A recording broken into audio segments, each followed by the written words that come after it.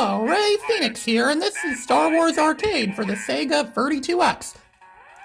This game is somewhat good for 1994, I guess, considering the fact it's on the Sega 32X. If you had a Sega 32X in 1994 and you played this on your Sega Genesis, this probably would be the coolest game ever. My mind would be totally blown by this. But it's not 1994 anymore. Better games have been made since then, like the Star Wars Rogue Squadron games that were originally on the N64 and then on the GameCube, and there was Star Wars Battlefront later on, and there was a lot of other great Star Wars games that came out later in the years later too. So really, from a current perspective, there's not much point in playing this game unless you're a big fan of Star Wars or you really like Sega 32X. I have to admit, this game is somewhat fun, though. It's actually a lot easier than the Star Wars X-Wing and TIE Fighter games. It's actually quite similar to Star Wars X-Wing, which I think came out around the same time or so as this game. This game is like Star Wars X-Wing, as I keep saying. Only the biggest difference is this game's more of an arcade feel to it. It's more arcade-like. It's more you just fly around and don't give a care, throw all your cares away and just have fun. You don't have to worry about oh, how fast is my throttle? How much energy have I depleted? I need to reroute energy to my shields. There's none of that in this game. There's a Star Wars X-Wing, which I might do videos of those eventually. I don't know for sure, but yeah, I might do those eventually. This game is like that, but it's a lot simpler, it's a lot easier to play. But again, it's on the Sega 32X, which is not as powerful as a PC, the kind of PCs that would play those Star Wars. There's X-Wing TIE Fighter games, so those games are pretty good too. And then there's Star Wars Rogue Squadron, which is obviously a lot better than this. I already made a video of Star Wars Rogue Squadron 2 on the GameCube, which is a lot better than this game, but this game still has its moments, still has its fun. Moments you get to fly an X-Wing, as you can see here, and all you really seem to do in this game most of the time is just shoot down TIE Fighters and you get a score. Yeah, that's all I really do in this game. Just fly around, shoot at TIE Fighters. But then again, what could be more fun than that? If I was a character in the Star Wars universe, I'd totally love to get into an X-Wing and fly around an X-Wing and gun down some Zeros, TIE Fighters, and bring them to their misery. And TIE Bombers in this game are pretty useless too. They don't really shoot much. They don't really have the same kind of laser cannons that regular TIE Fighters have. And they're really big. They're a big and slow-moving target. You can kill them in only a few hits. So TIE Bombers in this game are pretty useless. I don't have to keep saying I'm a fan of Star Wars. I have a lot of Star Wars games. I play a lot of Star Wars games. I'm also a big fan of the Sega Genesis and all the stuff that came with the Sega Genesis. Yeah, that's right. I kind of like the 32X. I never actually had a real 32X, but I do have an emulator for one, and I do have a lot of games for 32X, or if you could call that a lot of games, considering in fact not many games released in this system. Knuckles Chaotix is probably the best game that came out on this system. I was just recently introduced to that game, and yes, I think it's very fun. I'll make a video of that eventually, and there's a lot of other Sega 32X games I'll eventually make videos of too. So yes, I am a big fan of Star Wars, and one thing's for sure about this game may not have been the best Star Wars game ever, no, it's definitely not, but one thing's for sure, it's a lot better than that Star Wars Stinkwell trilogy, better than when they get Anakin, it's all whiny like Caillou, whenever you think get what he wants, he whines, like that. At least this game doesn't have any of that in it. I've been asked a bunch of times what I think of the Star Wars prequels. I say, yeah, they could be better. They definitely could have been a lot better.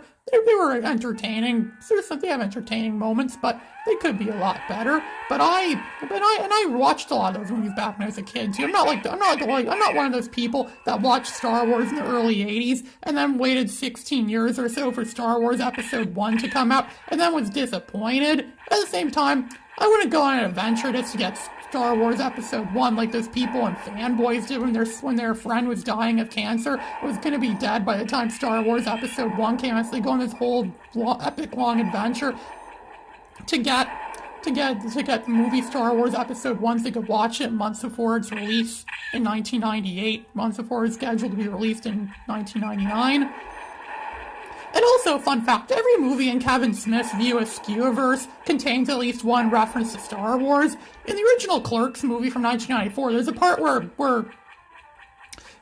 where Randall says he saw Star Wars Return of the Jedi, and he asks Dante which movie he likes more, Empire or Jedi, and Dante says he likes Empire more, because it's more like real life. That's kind of how it is in real life. You don't win against the bad guys. Bad guys always beat you most of the time.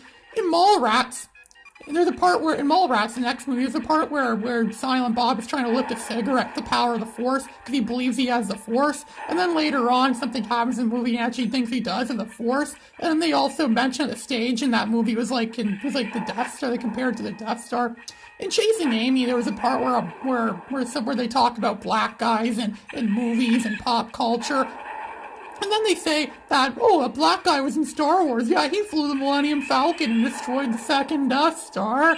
And then in Dogma, there's a part where Jay and Silent Bob are in the restaurant with the main character in that movie. And they're like, yeah, this is kind of like in that Star Wars movie where you're Obi-Wan and I'm Han Solo and Chewbacca, and this is that freaky bar. And then in Jay and Silent Bob Strike Back, there's a part where Jay and Silent Bob get into a lightsaber duel with Mark Hamill. They get into a lightsaber duel with Mark Hamill, but it's all drug themed, of course, because they're druggies, of course, what else? Then in Clerks 2, there's a big part where Randall makes a big rant about how Star Wars is a much better movie than Lord of the Rings. Yeah, Randall's totally right. Star Wars is a lot better than Lord of the Rings. Everyone knows that Star Wars is better than Lord of the... Well, I know Star Wars is better than Lord of the Rings. Obviously, not everyone thinks that, though. I have a lot of friends that like Lord of the Rings more than Star Wars. I don't like Lord of the Rings very much, but I like Star Wars, so I guess it kind of makes sense. Lord of the Rings is very boring to me. That's the kind of movie you watch when you want to fall asleep. It's the cure for insomnia. I do have sleep problems in real life, so maybe I should go watch Lord of the Rings whenever I have trouble sleeping. I think it's cured insomnia. Ray Phoenix, the guy that's cured insomnia. I never thought I'd do that, but I did. So this is the Death Star. As you can see, we're flying over the surface of the Death Star. We keep getting shot at by turrets and TIE fighters and things like that. I don't remember the Death Star looking like this in the movie. In the movie, it looked more gray and looked more industrial-like. In this game, it looks more polygonish. It looks more white and red and polygonish, not much like it did in the movie, but again, I don't think they really cared much about movie accuracy when they made this game. I think he actually did take on the Death Stars in those Star Wars X-Wing games, which I keep talking about. You know, Star Wars X-Wing, the original version of Star Wars X-Wing on the PC from like 1992 or 1993, it won the most cruelest punishments any video game could ever do to you. If you die and you get captured by the Empire, or you downright die in the game deletes your profile, deletes your file, deletes all your data in the game, so you have to start up new. Yeah, it's kind of cool. Thankfully, I didn't have that version of the game. I had the re-released version, the remastered re-released version from 1998. And it doesn't do that. It's not the 1998 version isn't as cruel. That's because 1998 was a much better year than 1992, probably.